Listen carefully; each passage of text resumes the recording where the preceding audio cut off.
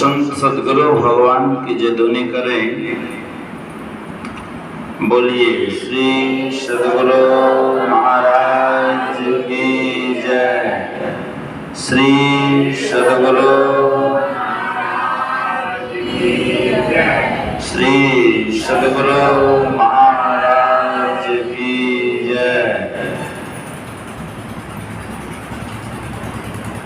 धन्य धन्य सतगुरु सुखद महिमा कहीं न जाए। जो कछु कहो तुमरे कृपा मोत कछु न वसाय। जो कछु कहूँ तुमरे कृपा मोते कछु न बसाय। विश्व सुधारस पिलाने वाले विश्व वंदनी विश्व शताब्दी के महान संत सदगुरु के पावन श्री चरणों में तुलसीदास का नमन। उपस्थित धर्म प्रेमी सज्जनों, धर्मशीला माताओं एवं भक्तिमती बहनों, सबों के पावन श्री चरणों में तुलसीदास का कोटि सा नमन। साथ साथ निवेदन भी है, गुरु महाराज जी की जय ध्वनि हम लोग बुलंद आवाज में एक बार पुनः करें। बोलिए श्री सदगुरु।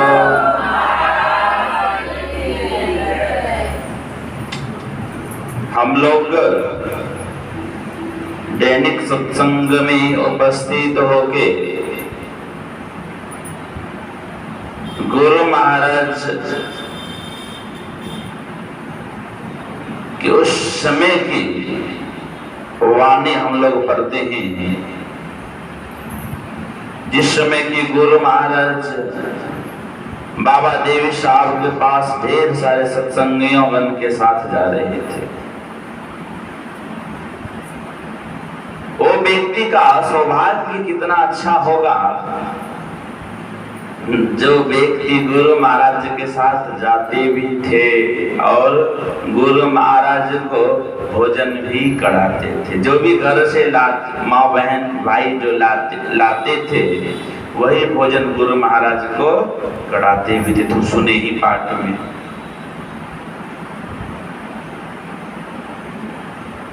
इसलिए गुरु महाराज कहा करते थे, देखो जी दुनिया में पीएम बन जाना, राष्ट्रपति बन जाना, ये तो काम आसान है, लेकिन जीवन में संत सदगुरु की कृपा पाना, संत सदगुरु के सानिध्य में रहना, ये तो काम आसान नहीं है।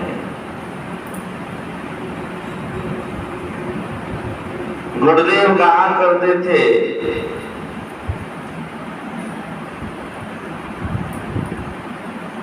देश के प्रधानमंत्री, देश के राष्ट्रपति क्यों ना हो जाए, सबसे बड़ा पोस्ट राष्ट्रपति का होता है, क्यों ना हो जाए, लेकिन उनको मुक्ति नहीं मिल सकता, उनको मुक्ति नहीं मिल सकता। मुक्ति पाने का एकमात्र ही रास्ता है भक्ति।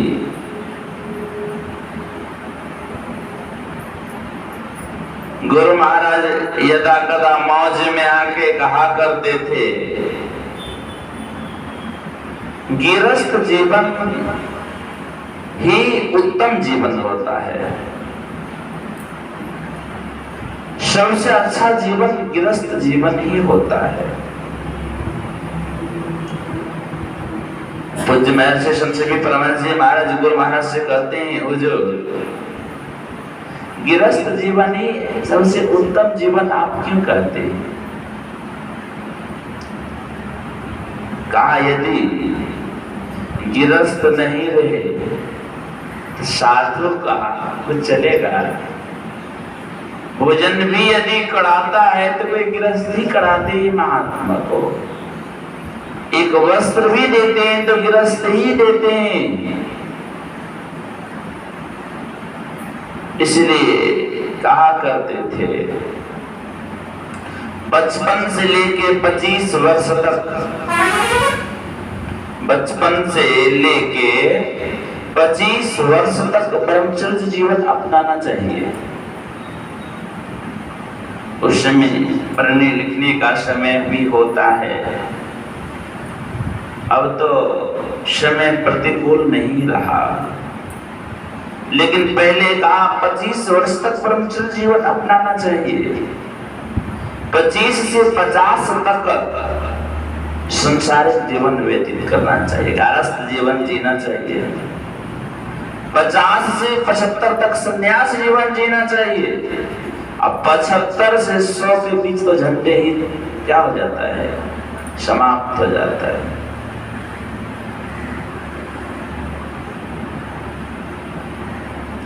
जीवन भर विषय वासना का समय नहीं है। लोग जब तक शरीर में रहे, जब तक जीवन में रहे, तब तक विषय वासना के शहर में डूबा रहे। यह मानव का धर्म नहीं बदलाता है।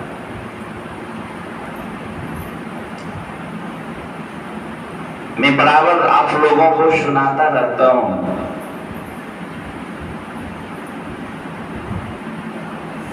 धृतराष्ट्र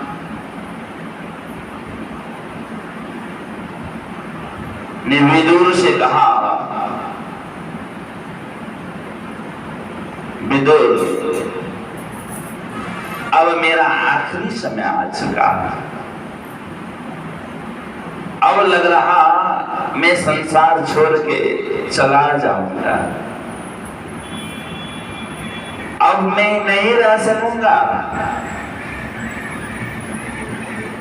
उनके पास इतना ताकत था, चाहते थे जो सो कर सकते थे। भले भक्ति रूपी ताकत नहीं था, लेकिन संसारिक बल बहुत था। जो चाहते सो कर सकते थे। और चाहते महाभारत का युद्ध नहीं तो नहीं होता, लेकिन संसारिक विद्या उन्होंने सीखा था। ईश्वरी भक्ति रूपी विद्या उन्होंने नहीं सीखा था। तो नहीं सीखने के कारण देख लीजिए 100 पुत्र की मृत्यु हो। भगवान श्री कृष्ण से कहा, महाराज में 100 जन्म तक का स्मरण कभी कभी मैं करना चाहता हूं, हो नहीं पाता है। भले भीष्म पिता को 100 जन्म का स्मरण था, लेकिन हमें नहीं है। मैं प्रयास करना चाहता हूं। क्या भीष्म पिता तपस्वी थे? भीष्म पिता सच्चे सद्गुरु से युक्त जान के भक्ति करते थे। तो भक्ति नहीं किया तो कैसे जानोगे? तुम्हारा सब दिन जीवन हाहाकार में बीता, डाला टोली में दिन बीता, एक नहीं युग बहुतों बीता। तो कहा, हे प्रभु, मैं आज एक प्रश्न लेके आपके पास आया हूं, और मेरा एक प्रश्न का उत्तर आप दीजिए। कहा, क्या बताओ? कहा, आप जो कहते हैं कर्म का फल भोगना पड़ता है, मैं मानता हूं कि कर्म का फल भोगना पड़ता है, लेकिन आप हमको ये बताइए कि मैं जन्म से अंधा हूं तो क्यों हूं? क्या कारण है अंधा होने की? एक अंधा होते ही विषय वासना के शहद में,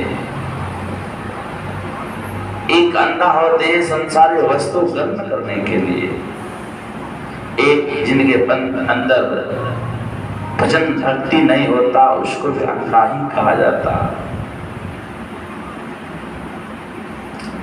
तो कहा मैं चीज को जानना चाहता हूं। भगवान श्री कृष्ण और रुक्मिणी दोनों घूमने के लिए गए थे।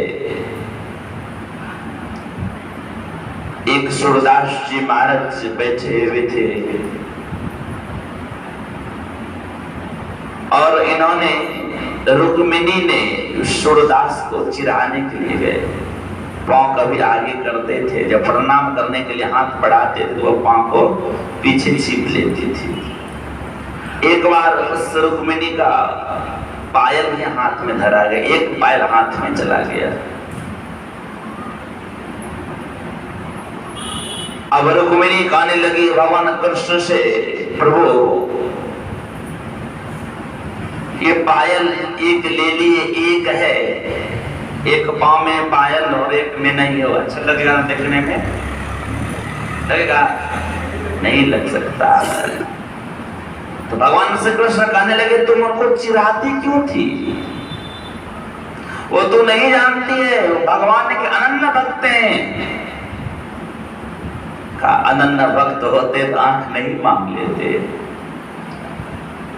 ये अंधे बन के बैठे क्यों रहते? कहा रुक्मिणी तू नहीं जानती हो ये कैसे भक्त है। कहा जानना चाहती हो क्या?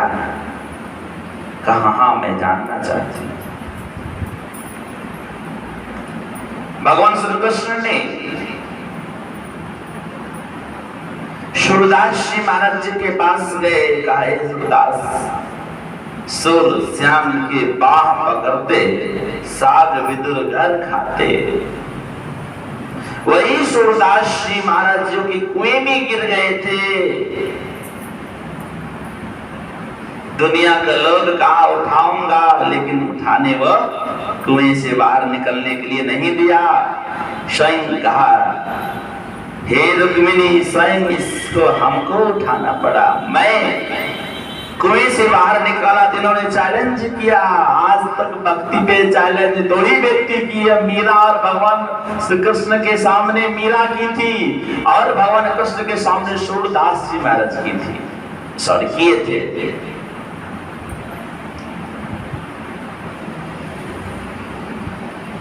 तो कहा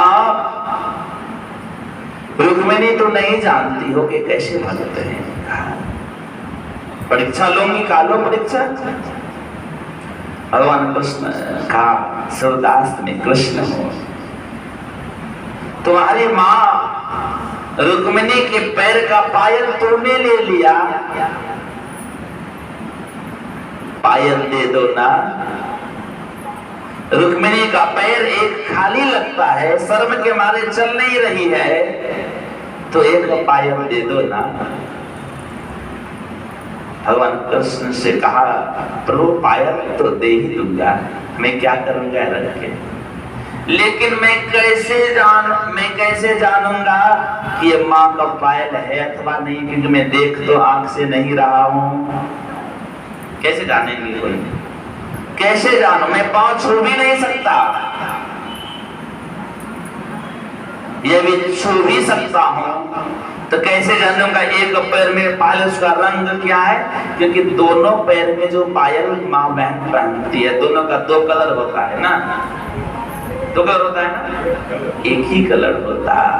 तो मैं कैसे जानूंगा ये कौन कलर का है और ये पायल कौन कलर का है? कैसे जानूंगा मैं? अब तो भगवान कृष्ण फंस गए, अब क्या करूं? गाये सूरदास, आज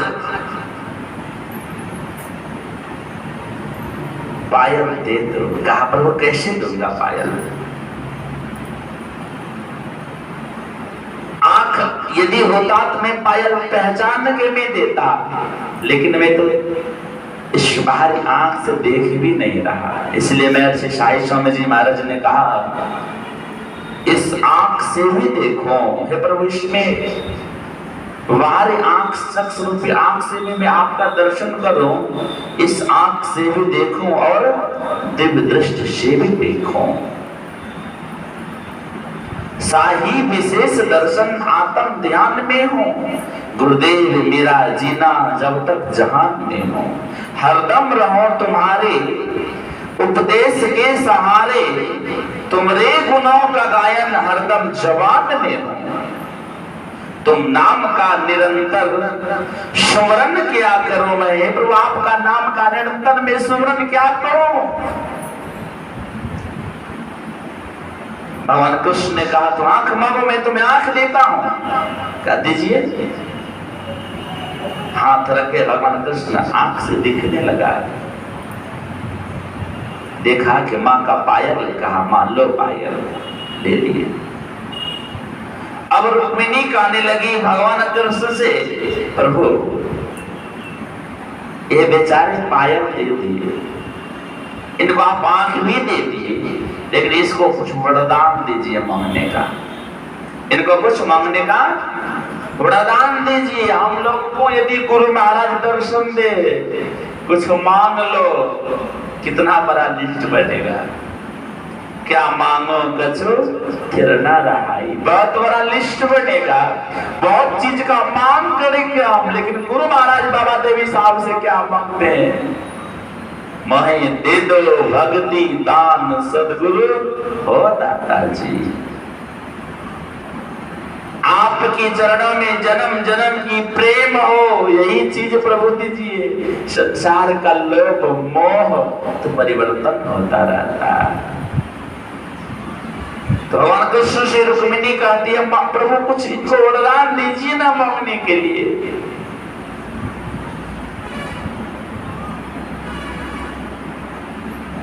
तो कहा भगवान कृष्ण की हे सूरदास,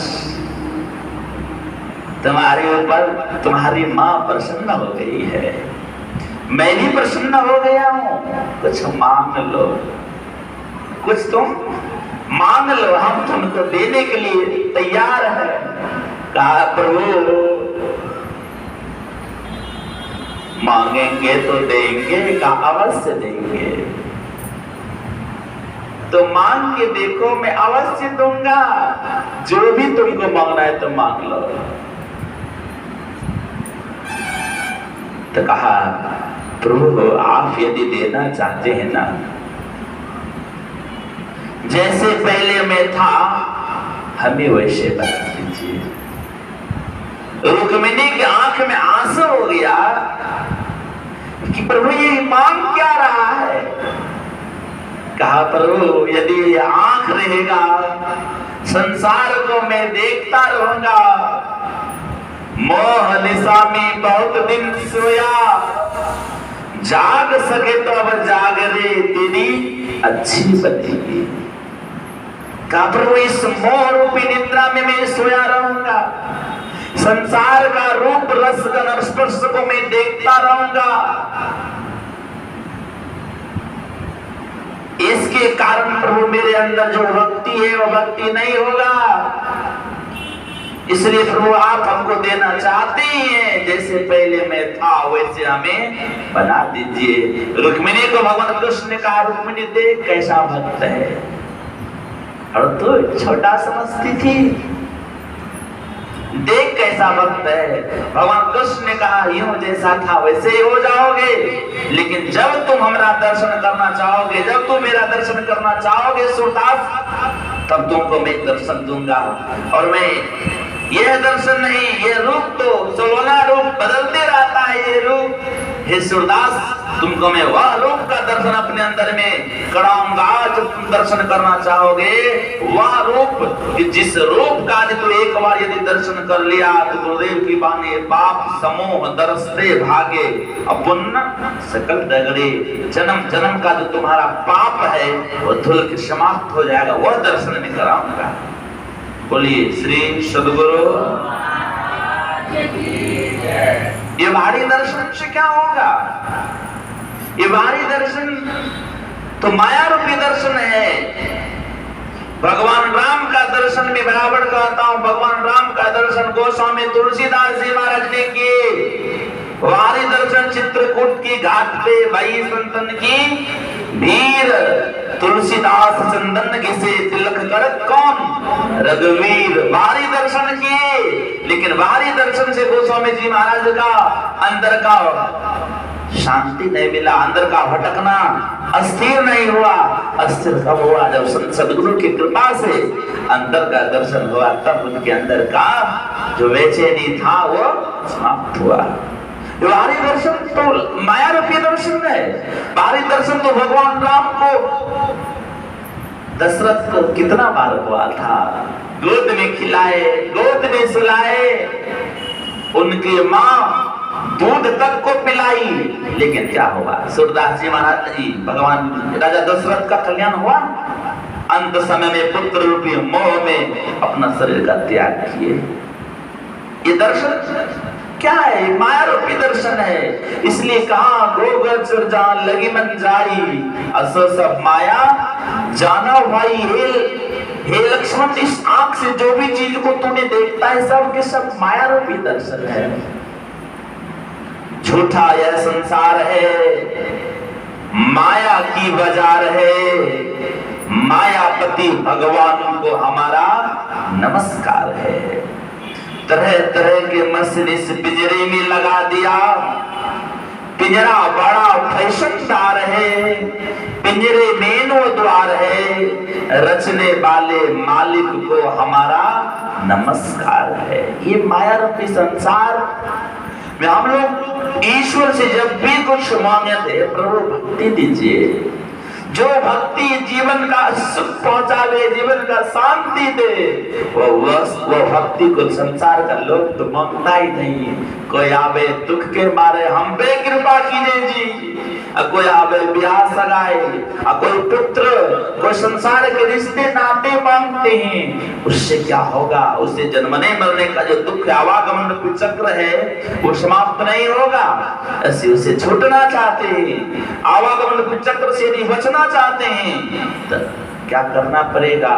एक दृष्टि करे संशय जानो जोगी कहिए सोई। एक दृष्टि को, दृष्टि जो हम लोगों का है, इनको जोड़ना पड़ेगा। तो नैन नजर जोड़ के नौक बना के अंतर में देख संसन अंतर में खोजना, निज तन में खोज सज्जन बाहर ना खोजना। बाहर ना, ईश्वर का दर्शन बाहर में नहीं। जिस तरह सूरदास जी महाराज जी को कहा ईश्वर का दर्शन तुमको अपने अंदर में होगा, जब तुम दर्शन करने के लिए चाहोगे तब मैं तुमको दर्शन दूंगा। इसलिए लिखना पड़ा, तुलसी मीरा कबीरा ने गाया और सूरदास ने दर्शन पाया। जिसको हृदय में राम नाम बंद है, उसको हर घड़ी आनंद ही आनंद है। बाहर में कितनों राम नाम करते रहे, यदि अंदर में तुमको दर्शन ईश्वर का नहीं हुआ तो बाहर का दर्शन से कुछ होने वाला नहीं है। इसलिए यदि दर्शन करना है, अंदर में ईश्वर का दर्शन करो। एक बार यदि दर्शन ईश्वर का हो गया अंदर में, तो बस कई योजन तक पहाड़ के समान फैला हुआ पाप क्यों ना हो, सब जल के क्या हो जाएगा? नष्ट हो जाएगा, समाप्त हो जाएगा। लेकिन बाहरी दर्शन से आज तक किन्हीं को कभी कुछ नहीं मिला। इसलिए गुरुदेव को लिखना पड़ा, बिन दया संतन की मेही जानना इस राह को वा नहीं होता नहीं, ये होनहारा है नहीं सर्वक्षण। गुरु मन जाओ में ही रहे हो, निश्चय ही निर्वाण होई संत सब कहे हो। इसलिए जीवन में सुख हो, जीवन में सबको शांति मिले, यही गुरु महाराज से मैं प्रार्थना करता हूँ। आप लोग भी सत्संग में आते हैं, आप लोगों के लिए भी मैं गुरु महाराज से प्रार्थना करता हूँ, आप लोगों का भी जीवन मंगलमय हो, आप लोगों के ऊपर गुरु की कृपा बनी रहे, ध्यान भजन में सबों को मन लगे। बोलिए श्री सद्गुरु।